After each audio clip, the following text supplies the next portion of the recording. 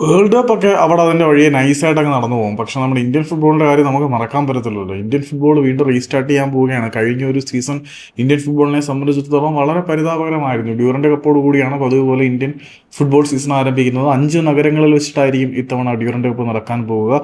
ആ 5 നഗരങ്ങൾ ഏതൊക്കെയാണെന്ന് ചോദിച്ചു കഴിഞ്ഞാൽ കൊൽക്കത്ത, റാഞ്ചി, ഗുവാഹത്തി, ഇംഫാൽ, ഷില്ലോങ്. അപ്പം നോർത്ത് ഈസ്റ്റ് സംസ്ഥാനങ്ങളിലും കൊൽക്കത്തയിലും വെച്ചിട്ടാണ് ഈ ഒരു ടൂർണമെന്റ് നടക്കുക എന്നുള്ള കാര്യം ഉറപ്പായിട്ടുണ്ട്.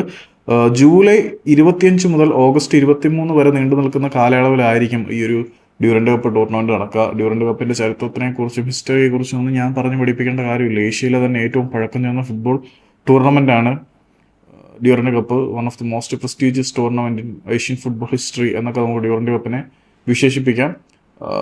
ഡ്യൂറന്റ് കപ്പ് ഇന്ത്യയിലെ സീസൺ ഓപ്പണറായിട്ട് കഴിഞ്ഞ കുറച്ച് കാലങ്ങളായിട്ട് നമ്മൾ അനുഷ്ഠിച്ചുകൊണ്ടിരിക്കുകയാണ്. ഏതായാലും ഇത്തവണ വീണ്ടും ഇന്ത്യൻ ഫുട്ബോൾ സീസൺ സ്റ്റാർട്ട് ചെയ്യുന്നത് ഡ്യൂറന്റ് കപ്പോട് കൂടിയിട്ടാണ്. ജൂലൈ 25 മുതൽ ഓഗസ്റ്റ് 23 വരെയുള്ള തീയതികളിലായിട്ട് ഡ്യൂറന്റ് കപ്പ് നടക്കും. ISLലെയും ഐ ലീഗിലെയും ക്ലബ്ബുകളൊക്കെ പങ്കെടുക്കും.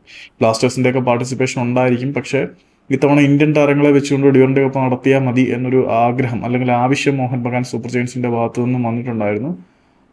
ഇനി അക്കാര്യത്തിലുള്ള ഫൈനൽ കൺഫർമേഷൻ എന്തായിരിക്കും എന്ന് കാത്തിരുന്ന് കാണാം.